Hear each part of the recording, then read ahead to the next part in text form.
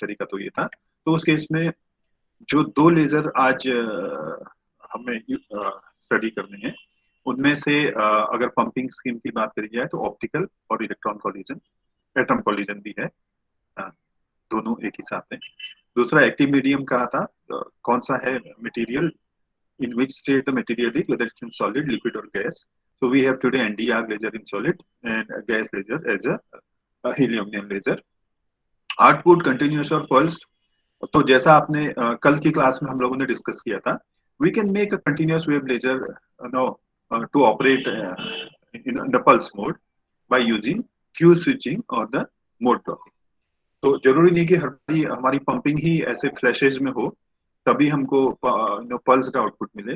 Continuous laser से भी हम लोग I mean using all those और any one of those techniques which we talked yesterday, we can make a laser pulse depending upon whether we are using a Q switching, then we will have of the order of nanosecond pulses.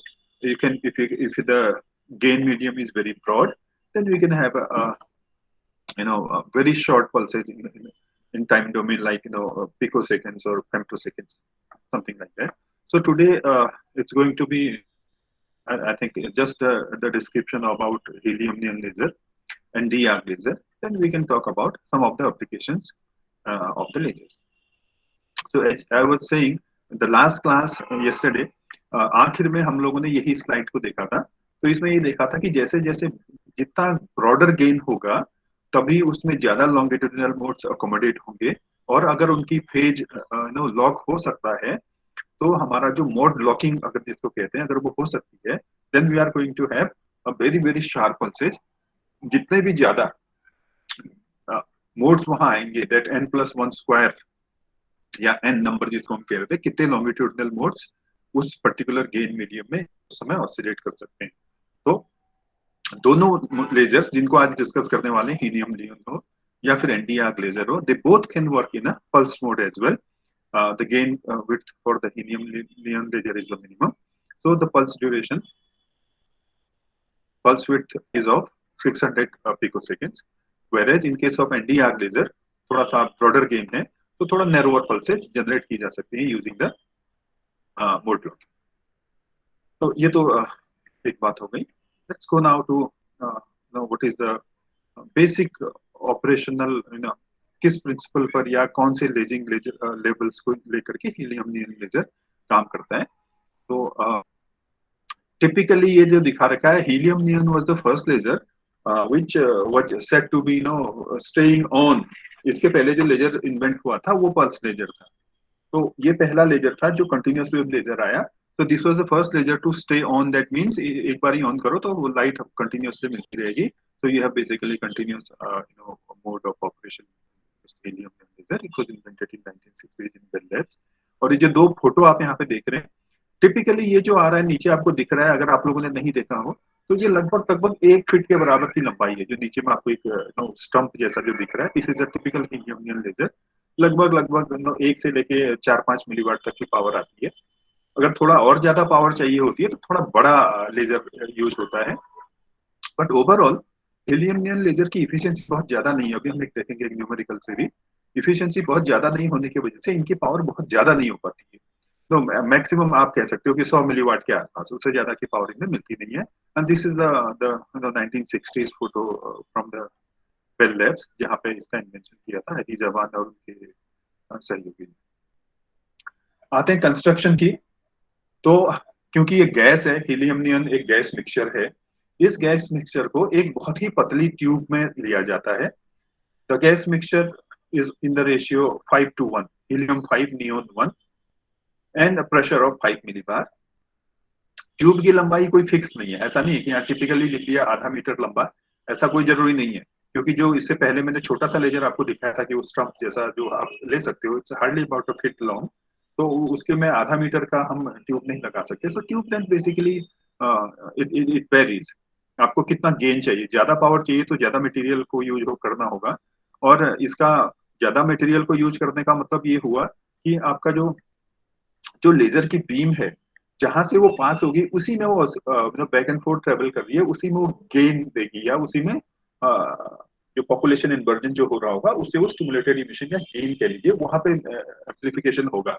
उसके बहुत दूर में अगर कहीं gases हैं तो उनमें कुछ ज्यादा फर्क पड़ने वाला नहीं है। देयरफॉर द ट्यूब बोर, जिस पाइप में, पतले से पाइप में गैस भरी जाएगी, it has to be small diameter tube.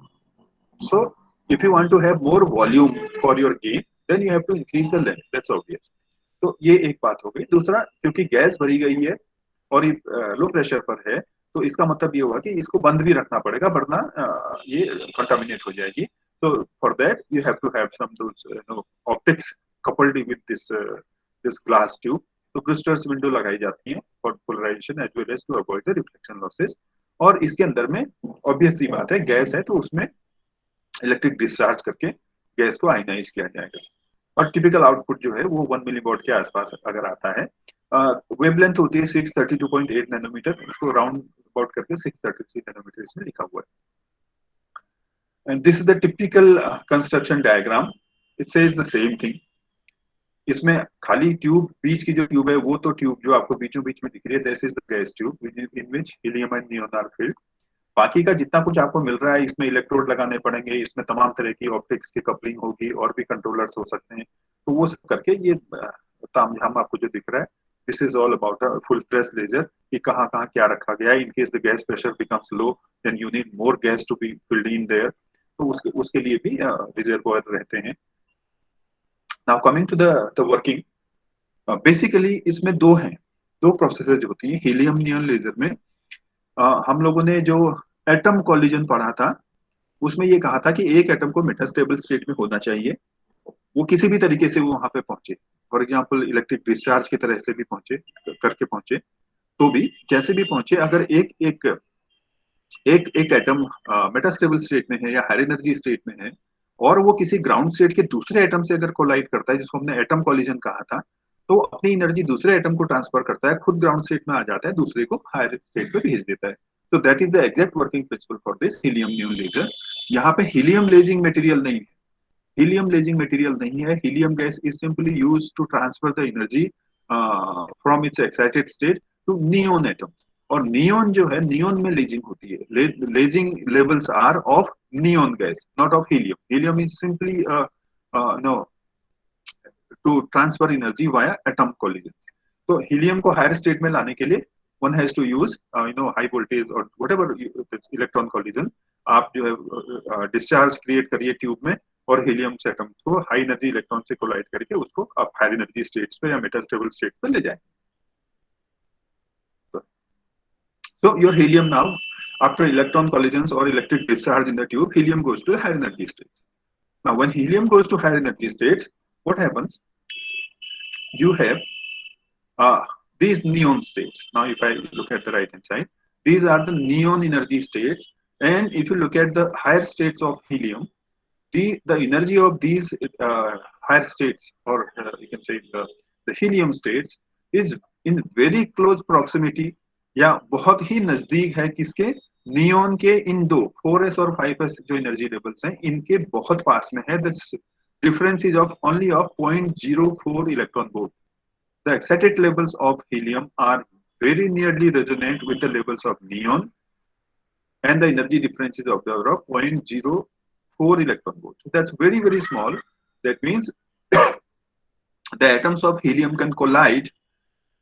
The excited atoms of helium can interact, can collide with the neon and put that neon into excited state, and themselves they come to the ground state. तो यहाँ पर पहले क्या हुआ, electron collision हुआ, helium को helium excited state में लाया गया।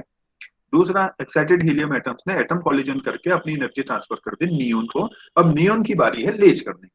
तो the helium energy is transfer to neon, and then these levels of neon, they do the rest of lasing business। 5s level से अगर 3p लेवल पर ट्रांजिशन आता है, आपका जो ये दोनों लेवल्स हैं, the 5s and 4s, they also happen to be metastable states। So from there they come down to either to 3p, and this radiation, in between, the longest arrow here that shows a laser radiation at 632.8 nanometer। 5s to 4p, that is a radiation at 3.39 micrometer, and 4s to 3p, that is 1.15 of the micrometer।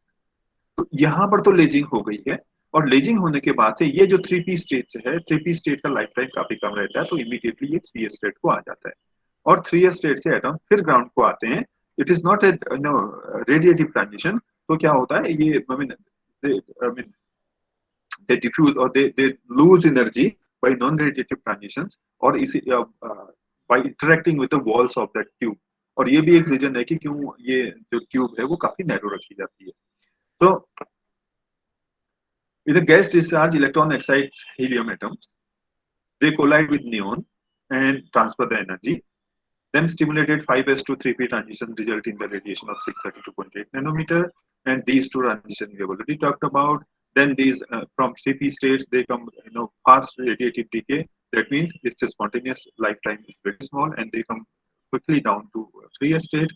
And from 3s they have to radiate via non-radiative transitions or interaction with the wall, and so, and that's how these atoms can come to ground state. So this is about how what is the energy level diagram and how it works. बाकी ये जो left hand side में आपको तीन green dots दिख रहे हैं, 633 mean 632.8 nanometer, that has the highest power of maximum power that radiation, that stimulated emission or that leading transition has the highest power. बाकी की बहुत कम है, 1/10 or something like that. The second one, the topmost 3.39 micrometer, that also has a considerably good amount of power. बाकी ये जो आपको दिख रहे हैं यहाँ red, these are not very strong, they are extremely weak transitions, but they can also lay depending upon अगर आपको अगर आपका फ्रीक्वेंसी सिलेक्शन का आपके पास में जो प्रिज्म और मिरर कॉम्बिनेशन हो, या जो भी आप जो भी टेक्निक यूज करें, अगर आप वो यूज करते हैं, तो you can make the other transitions also to lase, and these transition basically come from all the other vibrating states which are there in these 3s 4s and 5s 4p 3p states. उसमें एक ही band में कई सारे और states हैं, तो उन states की वजह से किस स्टेट से किस स्टेट में ट्रांजिशन हुआ है, उसके बेसिस पर आपको you get all those lines which are extremely weak, but one can get lasing depending upon frequency is tuned for that resonator. तो ऐसे करके आपका ये हीलियम नियॉन लेजर का जो मेन काम है वो पूरा हो जाता है। Now I was talking about the efficiency. Efficiency बहुत कम रहती है। एफिशिएंसी की अगर इन जनरल बात करें तो मेरे ख्याल से कार्बन डाइऑक्साइड लेजर्स की एफिशिएंसी इससे 1000 गुना बेहतर है। They are said to be very good, having good efficiency. For example, in this case, output light power divided by the input electrical power. That is what efficiency means in terms of this electrically excited, or you can say electron collision type of pumping scheme. तो मान लिया 5 milliwatt की आपको output power मिली, और उसके लिए जरूरत पड़ी थी कि 2000 वोल्ट और करंट 7 मिली एम्पीयर की अगर जरूरत पड़ती है, सो you have voltage and current, you know what is the power VI, and if you divide the output power with the input power, that comes out to be 0.036%. That low, way less than even 0.1%. 0.1% का भी ये बहुत कम है। So you can simply say that this efficiency is very very very small compared to this। जो मैं अभी कहता, CO2 की efficiency कहा जाता है कि 25 से लेकर 30% तक की होती है, तो 25-30% और 0.03%, that means we are talking about 1 और डिफरेंस, इसका 10 गुना है एटलीस्ट। तो the efficiency of helium neon laser is very small, और यही वजह है कि बहुत हाई पावर के हीलियम नियॉन लेजर्स नहीं बनते हैं। रफली from few milliwatts to maximum to 100 milliwatts, तो इसी रेंज में हीलियम नियॉन लेजर का पावर वेरी करता है। और अच्छी बात यह है कि हीलियम नियॉन लेजर का जो क्वालिटी ऑफ स्पेक्ट्रल प्योरिटी जिसको हम लोग कह रहे थे कि कितना हाईली मोनोक्रोमेटिक जो है, तमाम ये इंटरफेरेंसेस के लिए या कम्युनिकेशन के लिए इसका इस्तेमाल बहुत बखूबी होता है।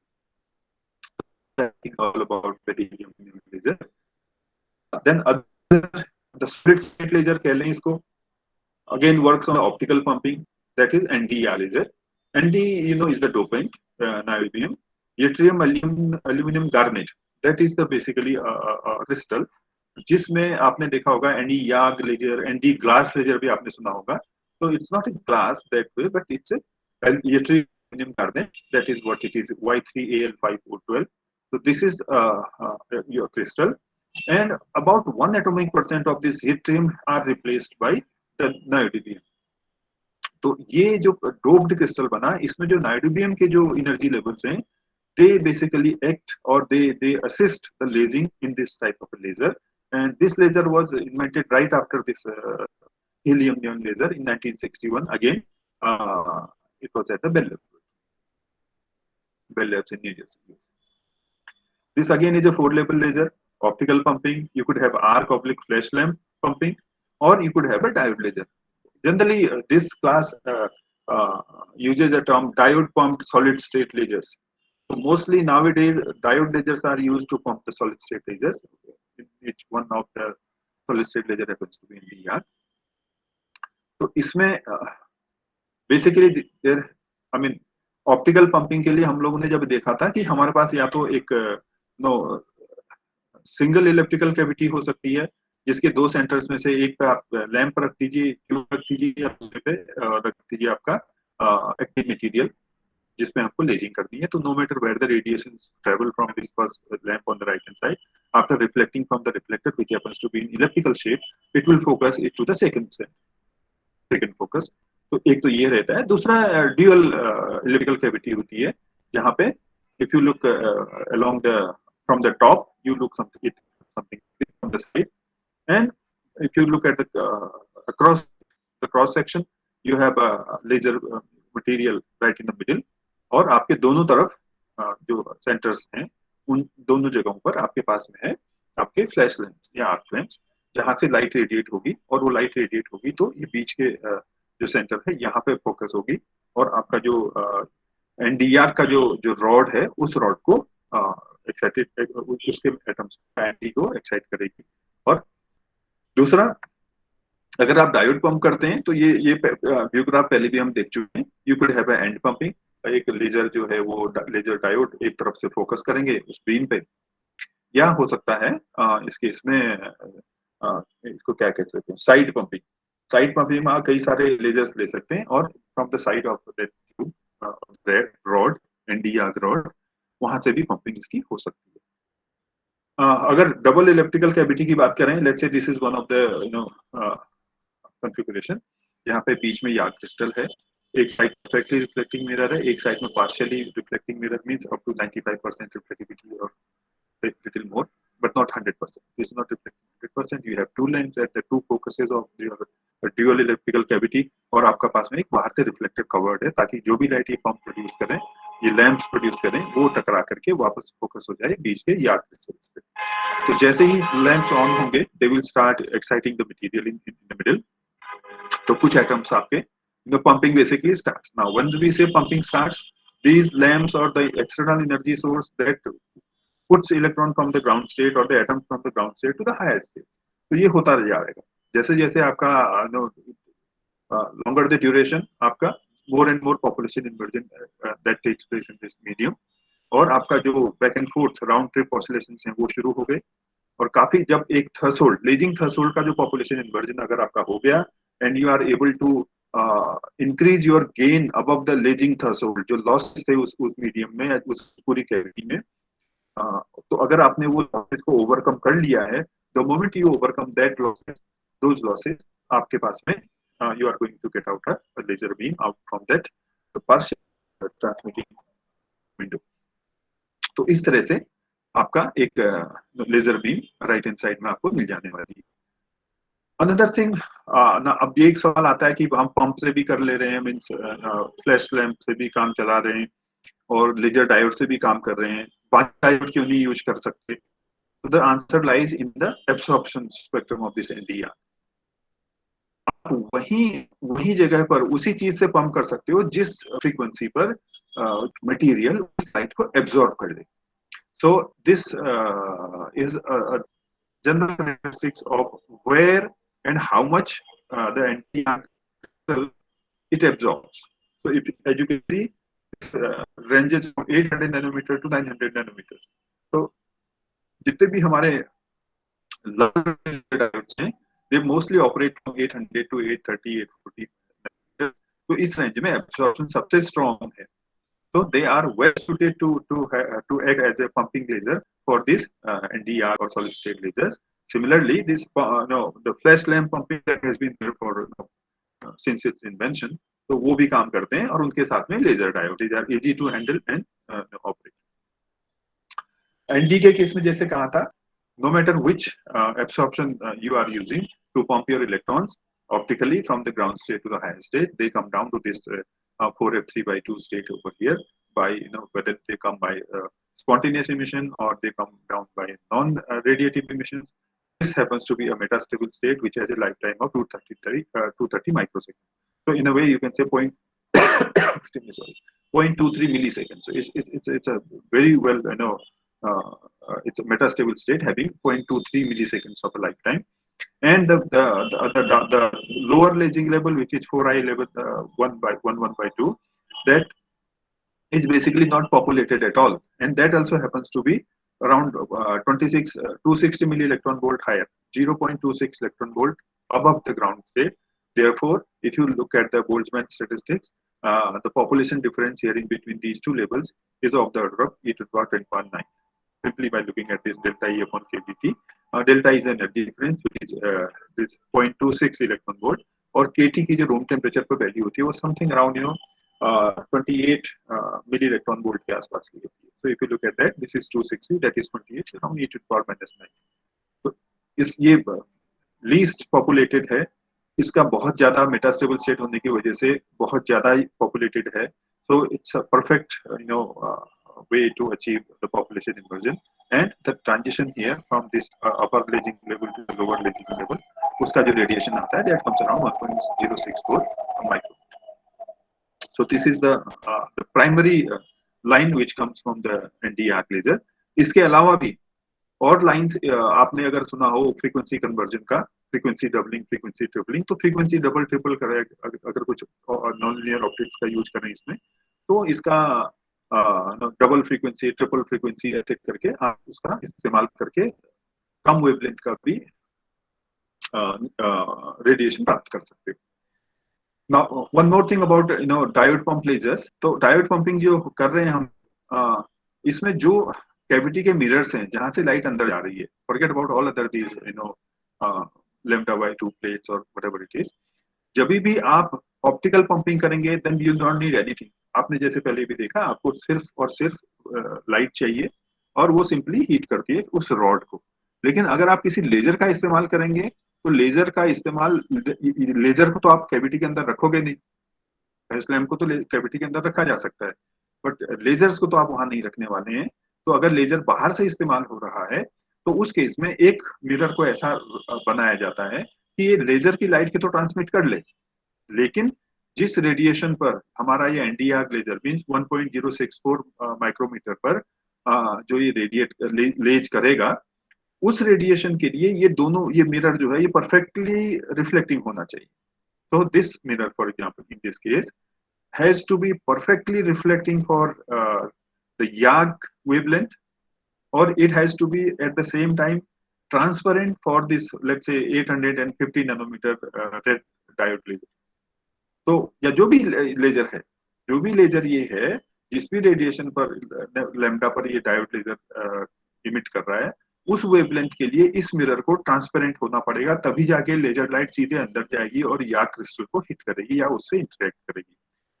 और या की जो वेवलेंथ है उस वेवलेंथ के लिए इस मिरर को 100% रिफ्लेक्टिंग होना होगा.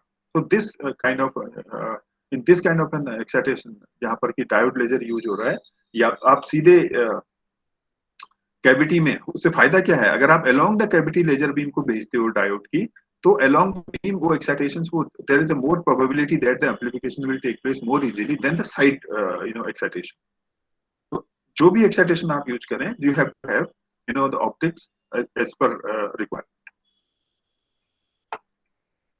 अब बात आती है, जैसे पहले ही मैंने कह दिया था कि मोड्स की बात करें, मींस कंटिन्यूअस मोड या पल्स्ड मोड, तो हर कोई एक तरीका तो पल्स मोड बनाने का ये है कि जैसे आपकी फ्लैश लैंप है, फ्लैश लैंप को ही आप ऑन ऑफ करके ऐसे फ्लैशेस आते रहे, that is why that is known as flash lamp.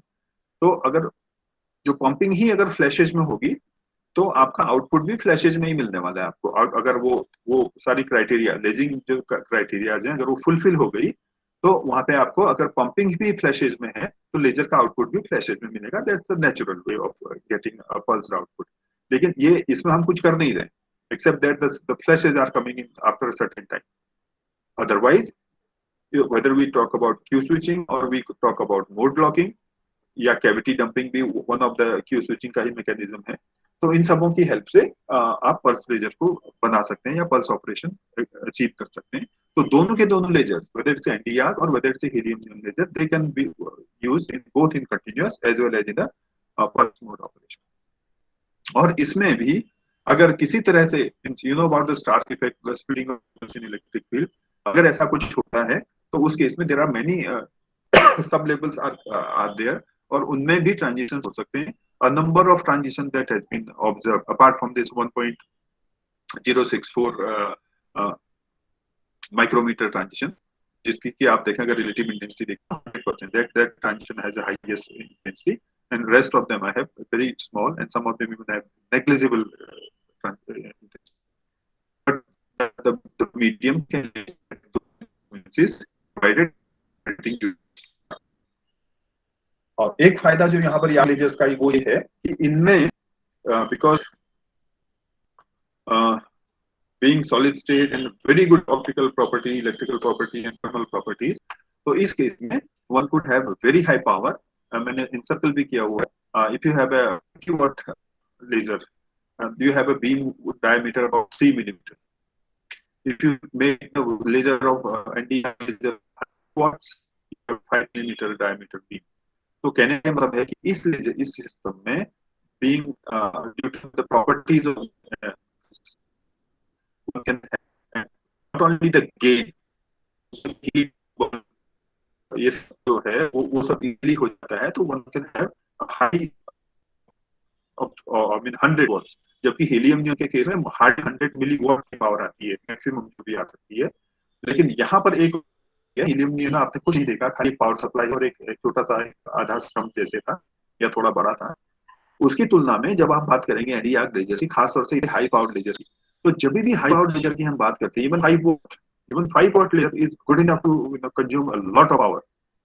तो वो हीलियम नियन, ये एंटी आर्क लेजर हो या आर्गनाइन लेजर हो, क्रिप्टोनाइन लेजर हो या कार्बन डाइऑक्साइड लेजर हो, जो भी हाई पावर लेजर होंगे उनके अंदर में बहुत ज्यादा हीट जनरेट होती है।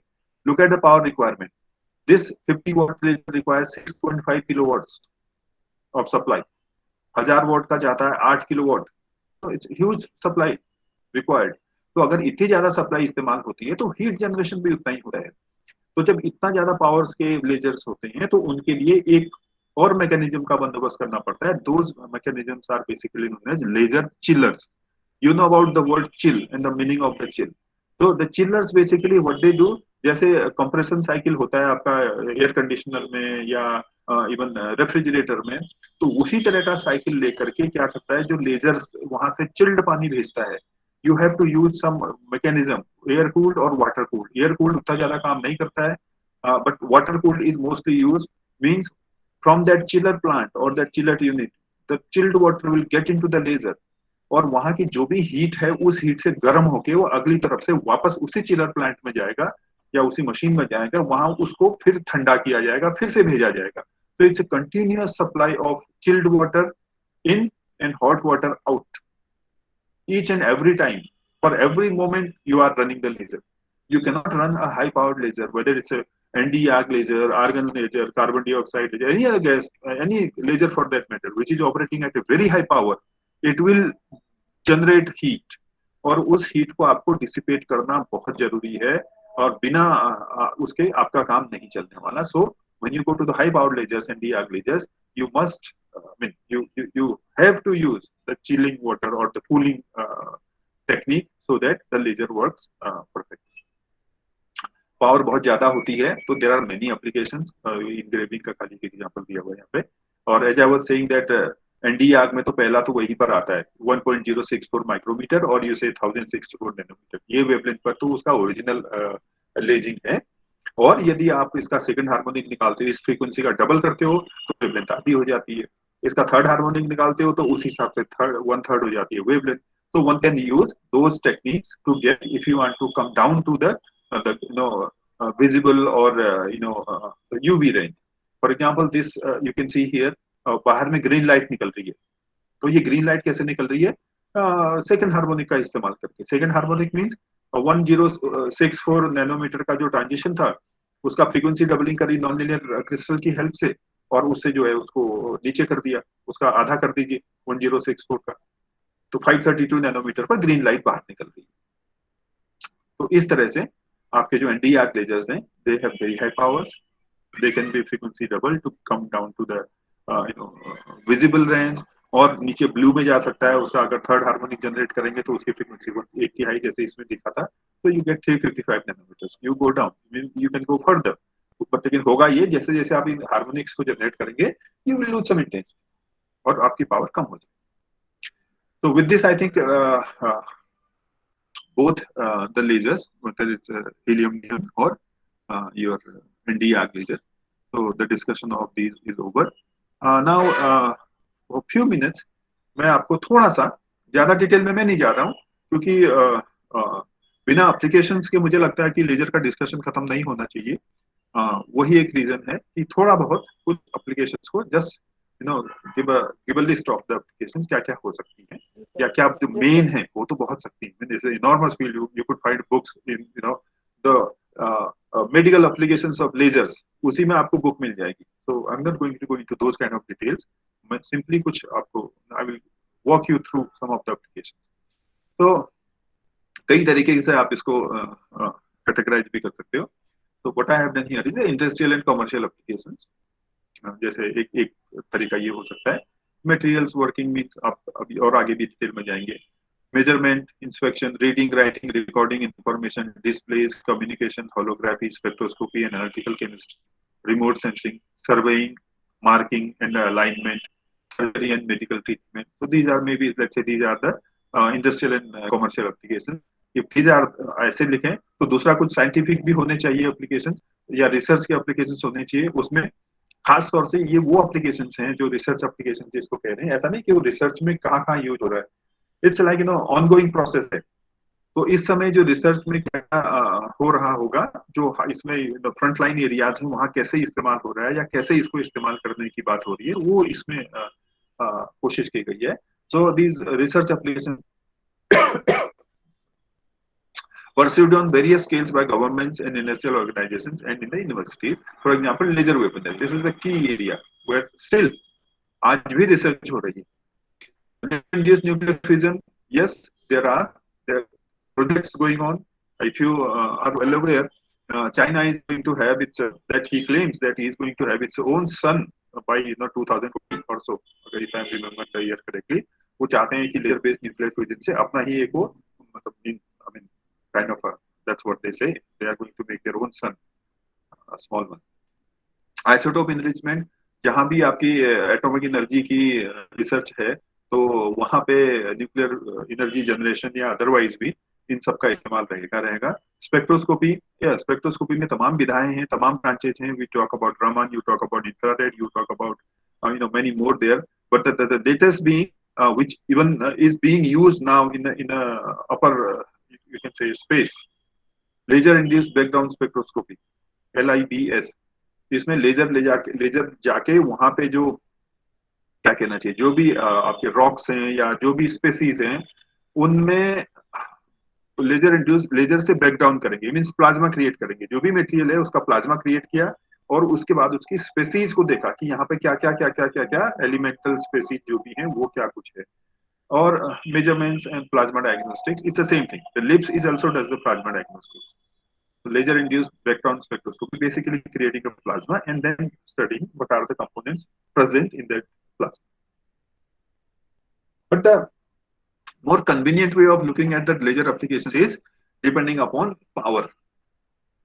When I say low power versus high power applications here, low power का मतलब है कि 1 मिलीवाट या उससे कम पावर लेजर आपको दिखेगा, but it is not that powerful कि वो कुछ डैमेज कर दे. तो here milliwatt level to a fraction of a watt, milliwatt से भी कम, that's considered as a low power. वो रीडिंग, राइटिंग, ट्रांसमिटिंग इंफॉर्मेशन या जो भी कुछ है, अभी आगे देखते हैं लिस्ट है कुछ, उसके लिए यूज होगा. Now high power means very high power, very high power मतलब जो सब कुछ कर सकती है, मीन्स इट कैन बर्न। हालांकि आप ये कहोगे कि low power level as far as our retina is concern, तो लो पावर हो या हाई पावर हो, eye is very susceptible to this laser lights. तो कभी भी आप कहीं भी लेजर से काम करते हुए किसी को बगैर गॉगल्स के नहीं देखोगे, कुछ स्पेसिफिक नो फिल्टर्स वाले चश्मे जिस भी लेजर वेवलेंथ से वो डील कर रहे हैं, तो they it's you know better to be protected. तो अपार्ट फ्रॉम दैट, अगर आप आंख को छोड़ दें, तो उसके अलावा let's say I put the laser in my skin, low power laser कुछ नहीं करेगा मेरी स्किन को, but high power laser definitely will have some bad effect on my skin. Think that way. So very less power, less than a milliwatt, you consider as a low, and more, in few watts or 500 milliwatts, something like that. That's more than 100 watts. Even 100 watts is good enough power if it's focused. So high power. So on the basis of the power, जैसे लिखा lasers in consumer audio and video, आप सब लोग जानते हो, आपका जो भी सीडी प्लेयर हो, डीवीडी प्लेयर हो, ब्लूरे डिस्क प्लेयर हो, वो सबके सब में आप अगर कभी उसको जब भी इवन इन योर लैपटॉप आप बाहर देखते हैं तो बीच में एक प्लास्टिक का गोल गोल आपको दिखता है, और that's a laser. So that is used for reading and writing from the CD, from the DVD, or from the Blu-ray disc. And I'm sure you know why this is called a Blu-ray disc, because it's depending upon the wavelength, आपका red laser है, green है कि blue है, तो wavelength घटती चली जानी है, और जितना वेवलेंथ घटेगी, आप वो जो जो फोकस उसका साइज है, that become smaller. so smaller size if you can write with that blue laser as compared to the CD or any conventional red laser operating writing, तो उसकी तुलना में ब्लू से तो कई गुना ज्यादा लिखा जा सकता है। so that is where your one Blu-ray disc has enough space, I mean, many times more space than your CD and DVD. तो वही CD और DVD का भी है, your CD writer does not read a DVD because that uses different laser. CD का laser अलग है, DVD का लेजर अलग है, ब्लू रे का लेजर अलग है जो रीड एंड राइट कर रहा है, और उनकी जो कैपेसिटी है रीड राइट की, that is primarily governed by their wavelengths or the color. Then audio video की same technique is allowed applicable in case of reading writing. दोनों एक ही बात हो गई, ऑडियो वीडियो हो गया या रीडिंग राइटिंग हो गई, मल्टीपल राइटिंग्स हो गई, जो भी आपकी हो गई, या लेजर प्रिंटिंग की बात हो गई है। प्रिंटिंग में भी वही है, आपका लेजर स्कैनर है वो ड्रम पे राइट करता है। Laser in communication and internet, आपके जितने भी फाइबर ऑप्टिक कम्युनिकेशन होता है बेसिकली वो लेजर की हेल्प से ही होता है। So there also video using low power laser. Laser radars for lidar, light detection and ranging, ये दोनों केसेस में होता है, पल्स लेजर के केस में भी और कंटिन्यूअस लेजर के केस में भी। light goes and hits some object and you get some fraction of it as a reflected light, then based on that delay in arrival you determine how far the object is। तो उसी को कहते हैं basically ये lidar है, या आपका जो रडार कहते हो, रडार के केस में भी वही होता है। Then the second application next is the barcode scanner, आपने सभी जगह देखा होगा, even now this QR scanner that most of the times, I mean, are laser-based scanners in your library, any shopping complex or any something like that. Then construction alignment, yes, आपने alignment होगा कई बारी, even जो आज के commercial wheel alignment भी होते हैं, उन सबों में भी they put so that because it doesn't deviate, it goes straight to align whatever you are aligning. Then again this ranging atmospheric measurement for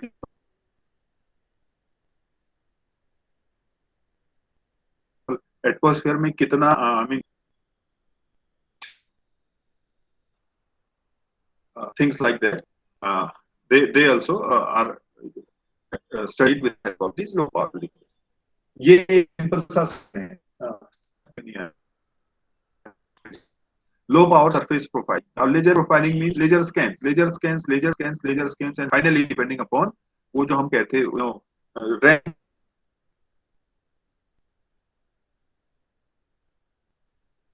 detection.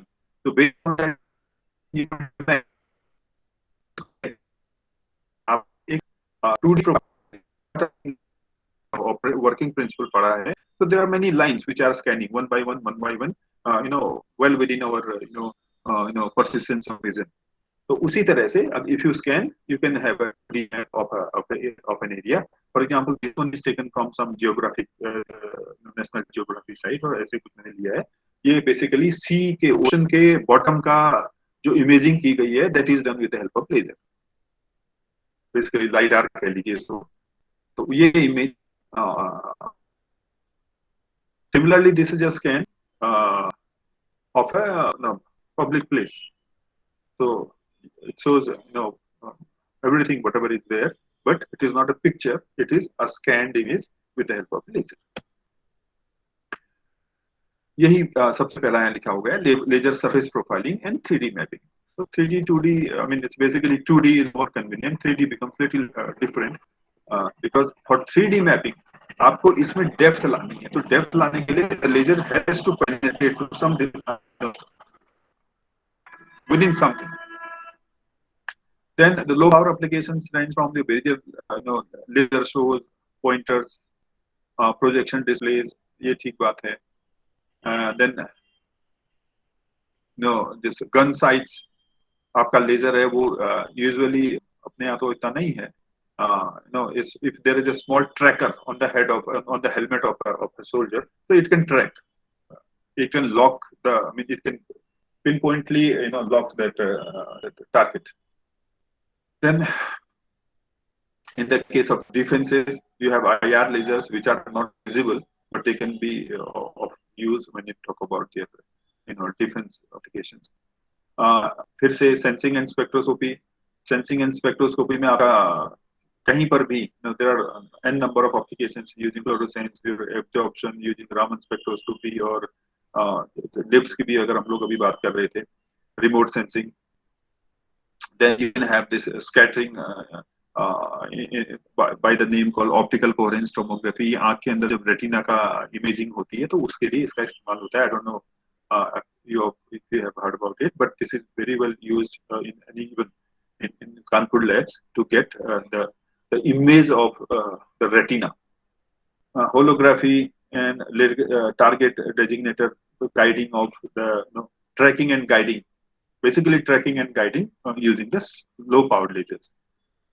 ये एक जो मैं अभी कह रहा था OCT जिसको कहते हैं optical coherent tomography. You know that at the back of our eye we have a retina which senses the signals which are received by our eye. तो वहाँ पे जो स्ट्रक्चर में अगर कई दफा होता है कई जो उसका रेटिना की जो लेयर होती है जो सेंसर्स होते हैं वो उनमें कुछ प्रॉब्लम आ जाती है. So to see that this lasers are used to scan the eye and find out कि उसकी जो टोमोग्राफी करके कि क्या हुआ है. Let's say in this case there is the same image, an image from a same person at the same time when he was correct. ऐसा था जब कुछ डिस्टॉर्शन आया या कुछ डिटैचमेंट हुआ है वो जो सेंसर्स हैं वो स्किन से डिटैच हो रही है. तो दैट्स द इमेज. तो this OCT one of the examples. Now coming to high power laser applications. बाकी सारी चीजें वही रहती हैं. देखिए एप्लीकेशन लो पावर के हों चाहे हाई पावर के हों, जो लेजर की जो खूबियां जो कैरेक्टरिस्टिक्स हैं जो हम लोगों ने स्टडी करी हैं उन्हीं की बेसिस पर ही आप लो एप्लीकेशन जैसे लिखा है इसमें. ये ऐसा नहीं कि खाली ये हाई पावर लिख देने से ये उसी के लिए ऐसा नहीं है. Laser produces well controlled light that can be focused. ये लो पावर के लिए भी है हाई पावर के लिए भी है. It can generate light in short pulses. Low power में भी करेगा हाई पावर में भी करेगा. And this now high power pulses can ablate very thin layers. Ablate का मतलब ये हुआ कि उखाड़ फेंकना. आपका कोई मटेरियल है वो लो पावर की पल्सेस नहीं करेंगे. आपके पास एक let's say think something like that. You have a wall which is cracked. If you hit the ball the wall with a very soft spongy ball, वो मुश्किल हो सकता है ना गिरे. बट एक हार्ड कॉर्क की बॉल से अगर आप you hit it very hard, it's possible कि वहां से आपको कुछ तो मटेरियल को जो भी वहां पे था वो थोड़ा बहुत गिर सकता है. तो think in that way. But this otherwise कि इसको फोकस कर सकते हैं, इसकी शॉर्ट पल्सेज हो सकती है. It is for every laser.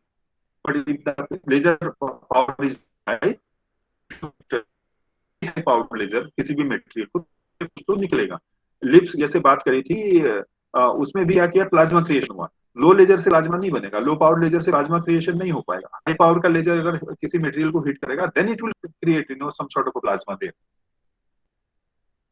Then laser beams do not apply mechanical pressure. या ना तो लो पावर वाला प्रेशर अप्लाई करता है ना हाई पावर वाला अप्लाई करता है. So it becomes very easy to write or whatever it is. For example, just to give you an example, high power laser है, वो जैसे मैंने उस एनडीआर के केस दिखाया था कि ब्रास में वो लिखावट हो सकती है उससे. सिमिलरली लिखावट आप you know if you are fast enough you can have a mark और a number mark on even ऐसा किया करते हैं कि जैसे एनिमल्स पे है, तो क्विकली जब तक का उसको पता लगेगा you are done with your job. तो दैट्स दैट्स पॉसिबल. तो मेन एप्लीकेशन बेसिकली जब हाई पावर लेजर की कह रहे हैं, हाई पावर लेजर की मेन एप्लीकेशन उसकी पावर पे नहीं है. लेजर करेक्टरिस्टिक्स तो लो पावर और हाई पावर दोनों में जो उनकी खूबियां हैं, उसकी रिफ्लेक्शन लिमिटेड स्पॉट की हो गई या कोई डाइवर्जेंस नहीं है, स्ट्रेट लाइन में जाएंगी, ये सब कुछ जो भी है मोनोक्रोमेटिक है, सब कुछ है, ये लो पावर के लिए भी है, हाई पावर के लिए भी है.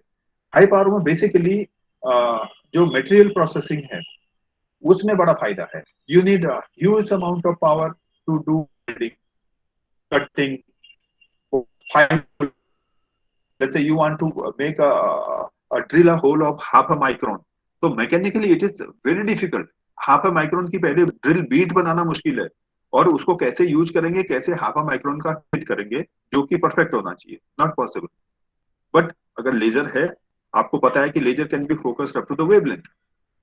तो अगर कम वेवलेंथ का 500 नैनोमीटर फॉर एग्जांपल, 500 नैनोमीटर के लेजर को अगर आप फोकस करते हो, तो आप एक जो स्पॉट बना रहे हैं उसका फोकस स्पॉट जो होगा 500-600 नैनोमीटर का होगा. So you can make that drill, you can let it pass through that material and make a hole uniform. तो हाई पावर लेजर की ड्रिलिंग में हो गई, कटिंग में एप्लीकेशन हो गई, वेल्डिंग हो गई,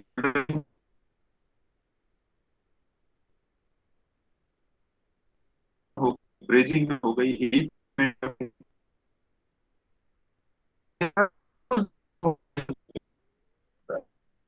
implementing few of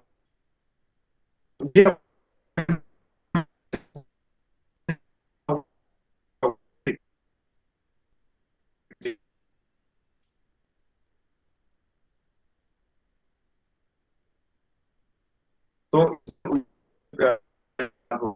ये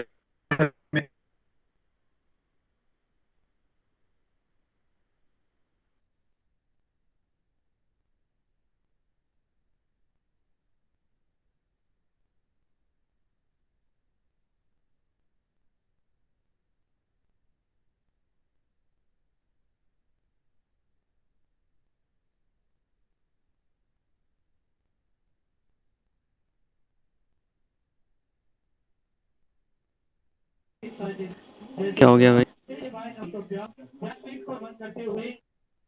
आवाज नहीं आ रही. अखिलेश, आकाश,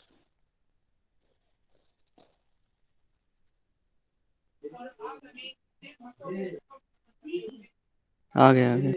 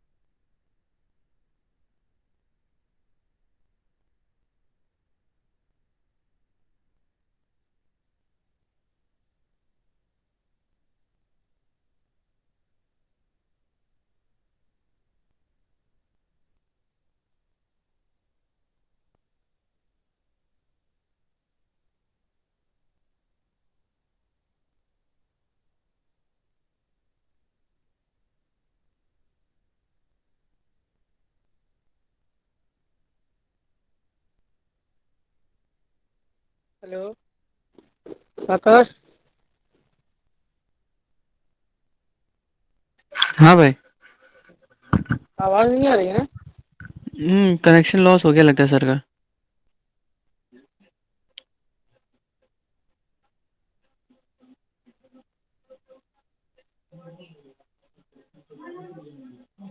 हेलो, हेलो, स्क्रीन आ रही है आकाश?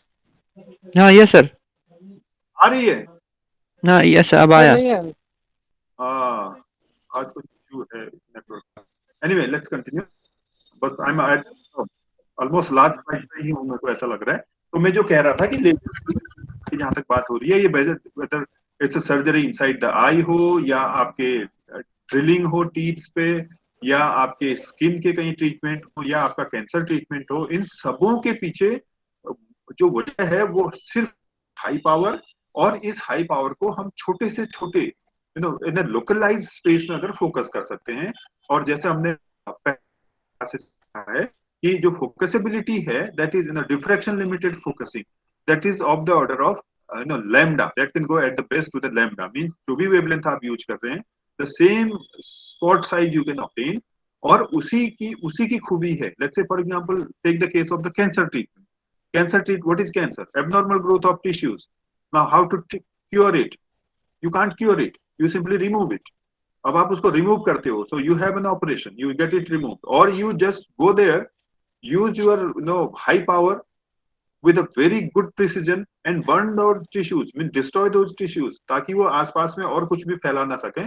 So that is how you do it. So what I'm trying to say here, that this high power laser application, whether it's in a treatment or in the medical field, or whether it's a case of the drilling, cutting, and on material processing, whether it's in the case of your plasma studies, whether it's in the case of your nuclear fission, artificial nuclear fission कह लें उसको, या weapons में, तो जहां भी high power का इस्तेमाल है उसकी मुख्य वजह यह है कि इतने हाई पावर की लाइट हमको और किसी सोर्स से नहीं मिलती है।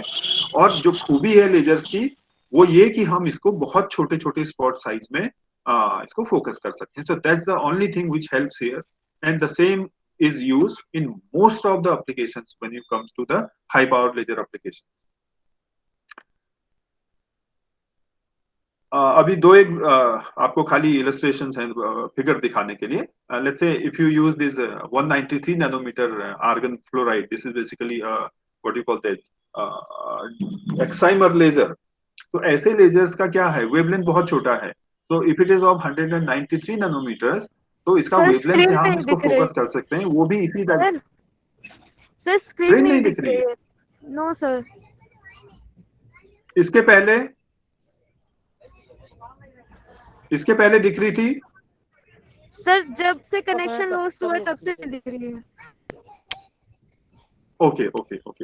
Let me stop this sharing and do it once again. Give me a second, please.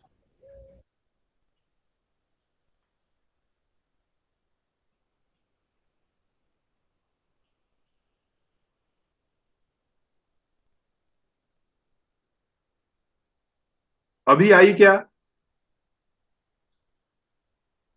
Yes sir. All right. Thank you for informing. हाँ, तो मैं क्या कह रहा था, यहाँ पे बात ये हो रही थी, आप मटेरियल प्रोसेसिंग के एप्लीकेशंस ले लें या मेडिकल ट्रीटमेंट के केसेस ले लें, जहाँ पे बेसिकली हम इसी हाई पावर या आपके न्यूक्लियर फ्यूजन की बात करें, आइसोटोप सेपरेशन की बात करें, या लेजर वेपन्स की बात करें, जहाँ पर वेपन्स का मतलब जहाँ ट्रैकिंग खाली नहीं बात हो रही है। When you are talking about laser weapons, it means we are using the high power of the laser to destroy something. तो ये सब हाई पावर लेजर एप्लीकेशंस वो एप्लीकेशंस हैं जहां पर लेजर की हाई पावर को उसकी जो डिफ्रैक्शन लिमिटेड फोकसिंग एबिलिटी है उसका इस्तेमाल करके we are using it everywhere. You talk about this material processing, वहां भी वही हो रहा है, हाई पावर को छोटे एरिया में कंसंट्रेट किया तो उसका जो इंटेंसिटी है वो और बढ़ गई, और उससे हमने इवन माइक्रोन साइज के जो ड्रिल्स हैं वो कर लिए, बहुत ही fine cutting, even you don't have to do anything after that. So precise cutting, welding, or so many things in material processing. Similarly, यही सब चीजें हो रही हैं मेडिकल ट्रीटमेंट के लिए। सिमिलरली आइसोटोप सेपरेशन हो गया, वेपनरी में सब जगह पे वही चीज का इस्तेमाल हो रहा है। अब कुछ एक एग्जांपल्स में खाली दे रहा था, वो ये कि जैसे ये चीज है, यहाँ पे आई की सर्जरी है, आपका जो जो जो कट है, जो कट लगता था, आपके जो जो लेंस रहता है उसको, जैसे आपका मोतियाबिंद का भी ऑपरेशन अगर होता है, बेसिकली आपका जो अंदर में लेंस है उसमें बहुत सारा वो कैल्सिफिकेशन होकर के सब जम जाता है, so you it's kind of you can't see through, उसको निकाल के दूसरा एक लगा दिया जाता है। तो such kind of an operation, पहले से वो कट ऐसे निडल्स क्या बोलते हैं इसको, नाइफ से होते थे, अभी लेजर से होते हैं। तो लेजर से होते हैं तो क्या होता है, लेजर का इतना इतना शॉर्ट वेवलेंथ का आपका लेजर है, you are basically using that laser to have a small cut and flip it over, remove the lens, then put it back. Why so? Because of the focusability, second to the this extent 193 nanometer. अब सोचो कितना millimetre हुआ है, you can very well guess it, कितना nanometre है और कितना घाव छोड़ेगा। So this focusability of this UV lasers, that is the prime thing which has been used in the case of your medical application.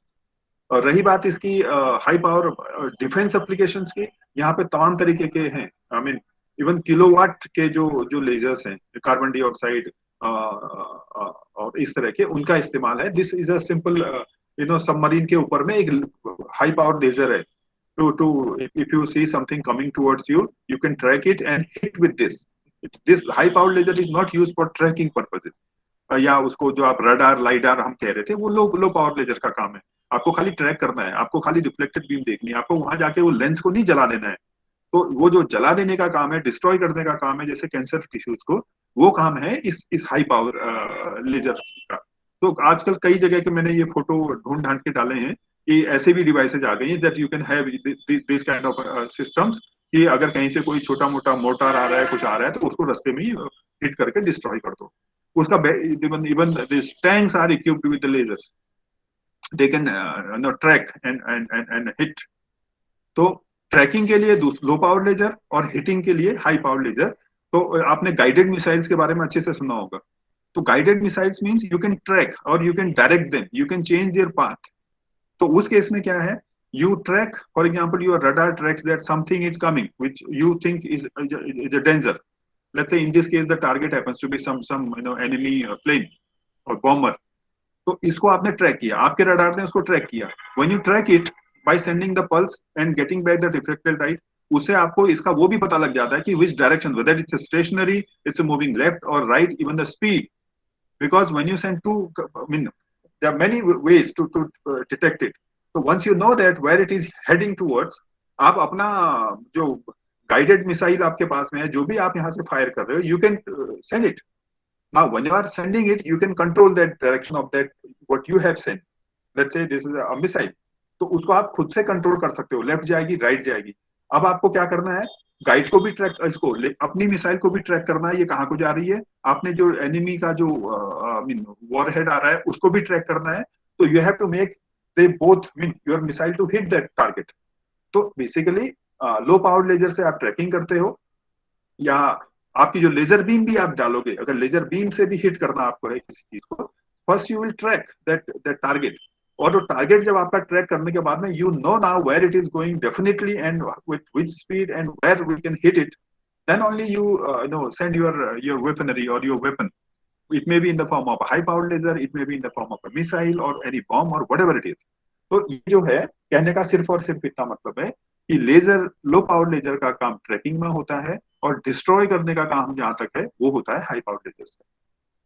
तो इस तरह से हमने देखा कि लेजर्स का जो है रोजमर्रा की जिंदगी में भी बहुत सारा उपयोग है, मेडिकल फील्ड में बहुत सारा है, मटेरियल प्रोसेसिंग में काफी सारा है, पढ़ाई लिखाई में भी हम लोगों के पास काफी कुछ है। जितने भी हमारे ये स्कैनर्स हैं, प्रिंटर्स हैं, या सीडी ड्राइव है, ये सब में भी इस्तेमाल है। हर शॉप में देखिए स्कैनर्स मिलेंगे आपको। या उसके बाद में आ जाइए रिसर्च के एरियाज में, डिफेंस के एरियाज में। तो इस तरह से आपको you will get number of applications और उसके कई कई सब सारे सब divisions. So you please, if those who are you interested, go through these applications. And from my side, मेरे को लगता है कि इतने applications, in case they are, I mean, asked in exam even, so it's a general awareness about the application of lasers. So with this, I am done with today as well, for the last time in this pre-PhD course. Or now I would simply state once again कि हम लोगों ने इस पिछले 5 दिनों में, पिछली 5 classes में मैंने क्या कवर करने की कोशिश करी है। तो बेसिक फंक्शनिंग ऑफ लेजर्स, कैसे लेजर्स काम करते हैं, क्या क्या उनका कंस्ट्रक्शन है, क्या क्या चीजें हैं जिस पर लेजर का आउटपुट या shape of the beam depends. Lasers की क्या क्या, लेजर लाइट की क्या क्या प्रॉपर्टी होती हैं, काफी डिटेल में चर्चा हुई है। क्लासिफिकेशन ऑफ लेजर्स कई क्राइटेरिया पे हो सकता है, based on the material, based on the pumping scheme, continuous और pulse, UV which range it radiates, और इस तरह की चीजें, ट्यूनेबल है कि नहीं है।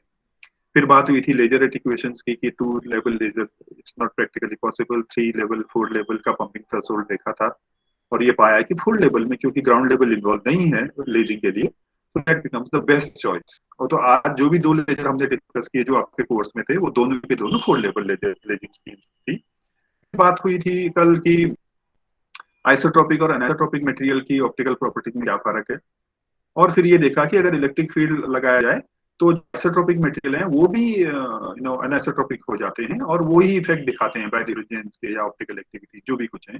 और उनका इस्तेमाल हम लोग जो फर्स्ट ऑपरेशन ऑफ लेजर्स रहता है, वेदर जनरली तो 2 तरह के हैं apart from this flash pumping, उसके सिवाय में क्यू स्विचिंग और मोड ब्लॉकिंग, यहाँ पर हम लोग एडिशनली कुछ करते हैं जिससे आपका जो कंटिन्यूअस वेव लेजर होता है वो पल्स मोड में ऑपरेट होना शुरू हो जाता है।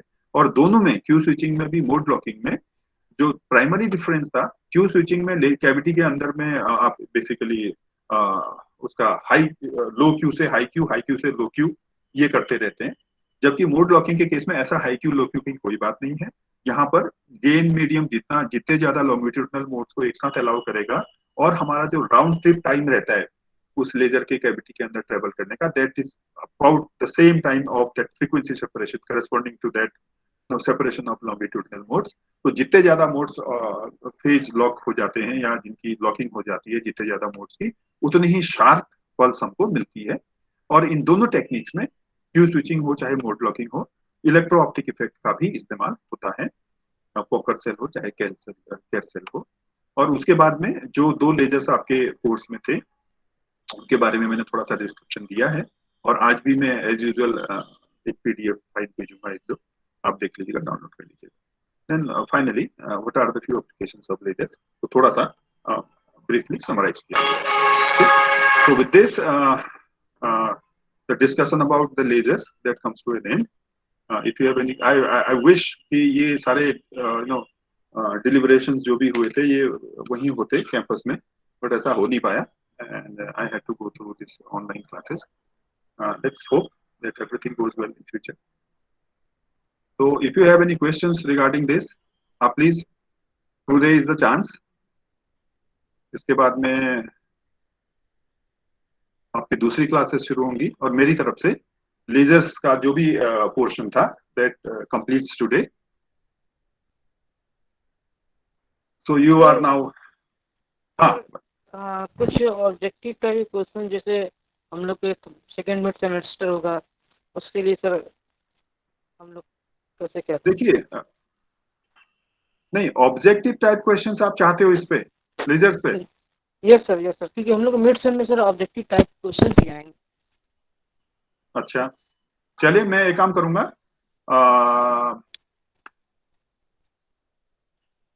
मैं ग्रुप में अभी तो जुड़ा हूं, तो what I will do that I will take some time. देखिए एक चीज तो मैं ये कहूंगा, देखिए मैं क्वेश्चंस बनाऊं या ना भी बनाऊं, let me first stop this recording, this question